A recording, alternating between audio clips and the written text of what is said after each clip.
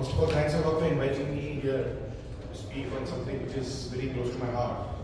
So when we say impacting the billion, so long back when I started my journey as a technocrat, and I was into social media, data analytics, enterprise technology and all that which makes money for you, I exited one of my companies and then there was a midlife crisis. And somebody told me that a billionaire is not a person who makes $1 billion, but someone who can impact billion lives. And from that was I said that nirvana and I said that new birth for me, and this is where I started working in agriculture because whether we are farmer or not, but at least we are consumer of food. And I always believe that any innovation cycle start with a very fundamental question, why? After that comes what and then how. But unfortunately what has happened is that we focus too much on how, we miss out on what and why. So definitely I'm not promoting Microsoft, they have not paid me. This is not my presentation, I can see here. So can I have a presentation?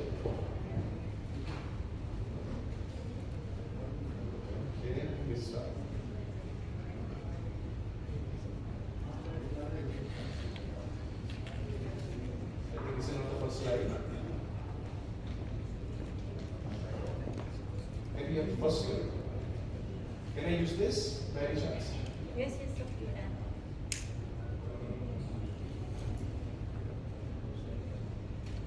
Okay. So yeah, so I strongly believe that actually when we talk about innovation, when we talk about technology, there are two very important technologies which would be redefining the way we produce food and consume food. And as I said, the why is most important part. So why we should be first of all innovating in agriculture? The reason is very simple. Next slide. Yeah. Oops. So okay. So one of the very critical thing is that why is that actually by 2050 we would be 9.7 billion strong community on this earth. We are also seeing that our habits of consuming food is changing. If you see that the consumption of wheat in India, the consumption of atta is not increasing, but consumption of cookies, pastas, all these are increasing. So what is happening is that from basically unprocessed or minimally processed food, we are going to highly processed food, which needs more resources, which needs more commodities. For example, the wheat itself. So while the demand of wheat is increasing by 3% in India, the demand of atta has not been increasing for past 7 years. So when you see that, that means we will be needing more food because of our dietary habits as well as the increase in population. That means by 2050 we will be requiring at least 50% more food. Now how do you get that 50% extra? We have minimal land resources. Now we are already seeing that actually the total cultivated land in India is reducing. Why? Because we are seeing urbanization, we are seeing utilization, and now we cannot have more land to cultivate. So that means what? That means that we will have to be more efficient. At the same time, this is not just the India's problem, it's a global problem. So if you see in the global south, the efficiencies or productivities are pretty low. And yesterday we were, definitely I'm very proud that actually Indian agriculture is $600 billion in industry, or the GDP is $600 billion. But at the same time we have to understand, except for crops, India's productivity is below global average in most of the other crops. So until unless we focus on productivity, right, we'll keep on talking about what needs to be done, and then we'll keep on talking about the great technologies, but we won't be having the right results. And if you see that actually the world is in a turmoil, we have seen Mr. Trump doing a lot of things, interesting things, and even with that scenario, if we grow by 2.5% to 3.3% per annum, you'll see by 2050, this is the demand we'll be having.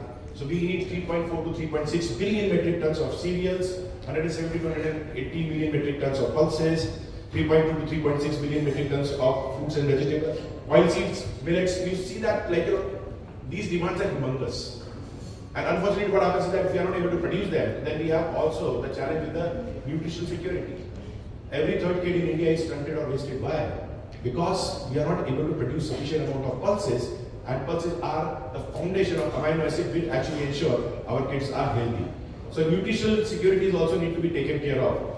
Now with all those challenges, why is taken care of? That yes, there is requirement of technology, there is requirement of innovation to ensure we are able to produce more with per drop of water, per dollar of spending and per acre of land. And if you even see that actually the ecosystem of agriculture has evolved. Previously, like if you see 30 years back or 40 years back, you used to have a farmer, an aggregator, and then the end user. And on the right, on the other side, you used to have a government which used to support, maybe a bank like NABARD, and but now the agri ecosystem is so complex. There are so many input players, pesticides, fertilizers, seeds, in fertilizers and pesticide also, biologicals, chemicals, then different type of ag tech companies, different type of financial companies, and we have been talking a lot about ag fintech. So you are seeing that this ecosystem is becoming more and more complex. But anybody who is part of this ecosystem, if they are not working on the central theme, which is to produce more with less, then we are not moving in the right direction. So I see a lot of youngsters who might be like, ag companies or I would say that aspiring entrepreneurs. Please, until unless if you are not solving the problem of growing more with less, then you are not solving the problem which you should be solving. Now let's go to the next part, right? We have taken care of why. So what needs to be done? So I believe there are two key areas. One is digital technologies, another is biotechnologies, which is going to solve this. So what is biotech and digital tech? In digital tech also, we are talking about three pillars of technology which I believe going forward would disrupt or transform the way we take care of our supply chain, take care of our productivity, the production at the grassroots level. Now let's talk about the first, the blockchain. A lot of people think that blockchain is actually the cryptocurrency, the bitcoins. And a lot of people also say that actually it is a new technology. How do you validate blockchain is going to work? No sir, it is pretty old technology. So when you say Bitcoin is actually based on the platform called blockchain. So if Bitcoin has been so successful, that means this technology has been there for more than a decade now. It is a very stable technology and it is working beautifully well. Now why it is just not a crypto? For very simple reason is that a blockchain is nothing but it decentralizes the trust. So now what happens is that two gentlemen are sitting in this room, they don't know each other but they want to trade with each other. Now how do you do that? Until you don't know people, you don't trade. Similarly, if a farmer in Gujarat wants to sell his beautiful tur dal all the way to US, how do you do that? There is no trust. So blockchain decentralizes the trust. So typically it is nothing but it is a database, it's a ledger in which you are having everything with provenance so that you cannot change any data once it is being registered. So you cannot play with the numbers, you cannot play with the data. All the stakeholders, whether it's a bank, custom clearing agent, the government, the regulators, all can be part of this blockchain and everything happens in the speed of the light. In fact, the government of Dubai has ensured that by 2030, all their imports would be on blockchain so that you cannot have any frauds. So decentralization of trust, I believe, is very important in agriculture because that is where actually we see that in agriculture there is a trust deficit between different stakeholders which can be taken care of by the blockchain itself. These are some real-time examples. Now, why we need to do blockchain? For example, there was an infestation of E. coli in one of the store of Walmart. What do? You remove all the product, or within 2.5 seconds we are able to identify what was the source of that contaminated product and only remove those SKUs. So fast. So it saved a lot of losses to the retailer and across the value chain. Similarly, for example, you love your coffee, but at the end of the day you want to pay a farmer a little bit more for his coffee. How do you do that? The farmer is sitting all the way in Ethiopia. Now with a click of button, scan code, you are able to pay directly to the farmer who has produced the coffee you are having. So rather than tipping someone on Starbucks, right, you just have a smile on his face and give coffee to you. You love the coffee, not just a smile. You want to actually tip the farmer. That's possible with blockchain. So these are some of the examples where blockchain is being very effective and it is already there in agriculture. Now the second pillar is artificial intelligence and machine learning. So even yesterday there was a lot of talk about AI and ML, and there has been also a lot of talk about people talking about that AI is going to disrupt a lot of things. We are already seeing from the Groks to chat GPTs of the world that they are how the large language models they are changing predominantly the professional life of people. But at the same time, the same AI and ML technologies can also be deployed in agriculture. And I would again briefly touch upon that basically predicting or identifying your yields. Now the beautiful thing about India is that our numbers are not accurate. Hence our policies are not accurate. Every year we say that there is a bumper production of wheat. And then what happens? The prices goes up, government buffers are dry. Now if I am having a consumption of 100 million metric ton and production of 115 million metric tons in past 4 years, why I am not having 70 million metric tons sitting in some godowns? Why my prices are for past continuously 3 years above 20% above MSP? That means my production numbers are not right. And I am not saying that it is intentional. What I am saying is that actually we need to have right methodologies, right capabilities to come with those numbers. Similarly, when we touch upon Arhar, Tuar, again we say that in pulses we have bumper production, but actually like we have to import 6 million metric tons of pulses, twice what we imported last year. So that means our data are the numbers. Now how do we can use AI and ML, doing the remote sensing, doing the phenotypic level ground truthing, and then converting that into the data which can be used by policymakers, can be used by businesses, and can be used by multiple people. At the same time also, predictive analytics in a way of identifying the pest before it is infested. Once the pest is there, it will definitely create damage. Pest is meant for creating damage. If our technology are able to predict that these are the chances of having infestation of a specific type of pest, then we can do a preventive spray or preventive activity. That will also reduce actually the cost of input, because then you would not be just like an insecure farmer, spray everywhere, everything. So even that can change substantially if you are using AI and ML tools. Then when we talk about digital transformation, everything starts from the soil. Unfortunately, actually our information about our soil type is not that great. We always talk about agroclimatical zone, but actually the farmer is more interested in what's happening in my farm. And then we give him into a circle saying that collect the soil, send it to a center, and that center after 13 days give me some information. And then that information also not useful for me because I don't know what to do if I'm growing a crop which is not the 3 key crops where I'm having the sufficient advice in. And this is where actually I'll just share this beautiful device created by one of the agtech companies in India, and very successful case called Absolute. So in 10 minutes we are able to have 13 to 14 different macro and micronutrient analysis of the soil. And immediately if you just click that actually this is the crop I want to grow, this is my geo coordinates, they will give you complete advisory which actually is dynamic. So with the change in the environment, the weather and everything, right, you will find, in fact they also give you a window when to spray, because if you spray and after that within an hour there is a rainfall, that spray of pesticide is not having any impact, so that wastes money. So these type of digital transformation is happening. I also love to quote this thing. Actually, many of us, we go to conferences and we always hear data is new oil, right? Because that makes money. But I think that's a flawed analogy when we talk about data. Data is like a soil. Why? Because it depends on the seed we are sowing. So corporate can actually use the same data to identify where to sell their next tractor. A policymaker can identify what new policy to make, and the farmer, what I should do next year with that using the same data. So data can be reused again and again, just like soil, giving you the plant for which you have sowed the seed. Now let's understand another technology which I believe is key to the digital transformation of agriculture in India is remote sensing. Most of you understand remote sensing. It can be done through LiDAR, it can be done through drones, it can be done through satellites.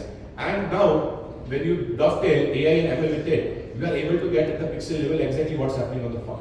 And this is already happening. So what I'm saying is not sci-fi. I'll show you some of the examples. So this is actually the advanced yield estimation of sugarcane, and it was accurate by 98% in BUP. So these technologies are something with sci-fi that will happen in future. This is happening on the ground. So this is the real case. Similarly, when we talk about, there are so many platforms which are able to give you yield, the health of your farm, and all of that is available today. Yes, is it available for all the crops? Answer is no. And secondly, we also always talk about, because our land holding is small, right? That is why we are not productive. No, sir. Small land holding means more biodiversity. After 30 years, we realize our small holding has saved us, unlike what has happened in the West, where actually one pest with one type of specific variety can take away the whole of the crop.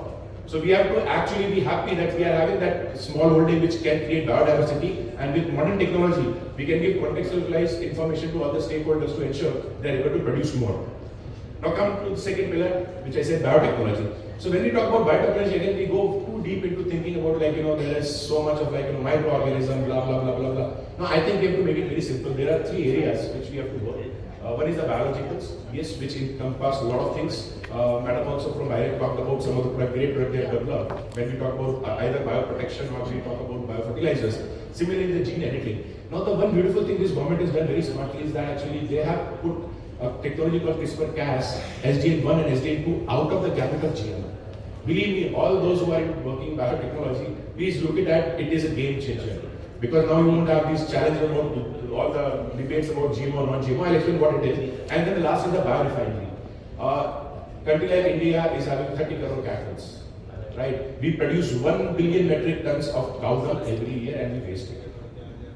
You'll be surprised to know that if we just convert that into biofertilizer, liquid biofertilizer, it would be 500 million liters of foliar waste biofertilizer, which will be 3 times our requirement of nutrient for the crop. Now, those type of technology we work on. So let's talk about first of all the biological. See, we have already seen that the chemical based protection or nutrients has already run its course. That's why we are having the yield which has got stagnated. We always say that acreage has increased, hence there would be more productivity. We never say that our yield has increased because of spread soil. So this is where if you see that even the growth of past 10 years, our yields, it is all based, whether it is in spices or pulses, it is all based on the acreage increase. Yield increase has been very, very minimal. Now, when we talk about biological, I think there are the game changer, and I personally have seen that yields increasing by close to 15 to 30% when actually farmers have started using biological. We did a beautiful project with Falidara in Madhya Pradesh and UP with 3 crops: tomato, mustard, and wheat, and the result we found were exceptional. Like 50 to 30% increase in yield is not small. So that is what the biologicals are capable of, and I believe that actually all the human problems have the solution in the nature. And if we see biological closely, I believe the solution exists there. Whether it is fertilizers or pesticides, again I'm saying biofertilizers and biopesticides, they work exceptionally well. But yes, I think we need to also understand the regulatory aspect of it. We cannot have on and off policy, and you cannot have 7 years to just approve a product. Believe me, we are in an urgency stage. We are not in a stage of comfort where it can take decades just to get few products off the shelf. Secondly, also yesterday we were talking about innovation not happening in biologicals, in crop science in India much. If you sit on a seed bill for 20 years, right? You don't give IP protection to the innovators, who will invest? So these small things, I believe the policymakers, in case they are in the room, I am also a part of a quasi-government institution sitting on the COI team. I push up that agenda, but at the same time, I think we need to be more careful about our policy making. CRISPR-Cas. Now, what is CRISPR-Cas? It is very simple. Actually, there are 3 parts of it: SDN1, SDN2, SDN3. SDN3 actually puts a alien DNA in basically a primary DNA of any variety. SDN1 and SDN2 do not put any alien DNA. So what it does is that it only typically suppresses a specific trait. So what they do is that actually using the genetic engineering, they would only let, for example, a part of the DNA which needs more water, which makes rice more water guzzling, just actually ensure that that part of it is removed. So suddenly from requirement of 3,000 liters of water per kg, you start getting something around 1,800 liters of water per kg. So those type of intervention. In SDN2 actually you create templates which identifies and automatically removes that part of the DNA, which is creating any specific trait, whether it is the requirement of more fertilizer or more water or making it tolerant to the heat as well as stress. Now this is something which I believe please look at it, and I would definitely request Bharat to look at it. India produces humongous agriculture waste, and we are always talking about waste is a big problem. Now, if you see that 30 years back, Germany was smart enough. They said that actually we need to have more organic carbon in our soil. So not for biogas, but they had created that whole biogas environment or infrastructure 25 years back because they wanted the slurry to be put into their farms. In fact, they are having the exact dosages, and the farmer themselves goes in, plug in his tractor, presses a button, pays the money, take the slurry and put it in the farm. So I strongly believe that actually the government has done a great thing by a scheme called Govardhan, where they are trying to actually use agriculture waste, convert it into the CBG, compressed biogas. But only CBG cannot make those projects viable. So how do we take care of the slurry? How do we convert into an, in fact, there are so many beautiful microorganisms, there is so much of nutrient available in those slurries, and this is the time actually we start looking all our bio waste as a feedstock for biorefineries. Just like in crude, when you have crude, you take everything out of it, right? Even the final waste product is used as coal tar for making roads. Similarly, any agriculture waste can be converted into beautiful resources, whether it is fertilizers, biofertilizers, or for biopesticides, as well as also, very importantly, stimulants, because nature do have a lot of capability to stimulate the growth of the plants. With that, I would conclude my discussion. I am open for question. I am here only. Thank you.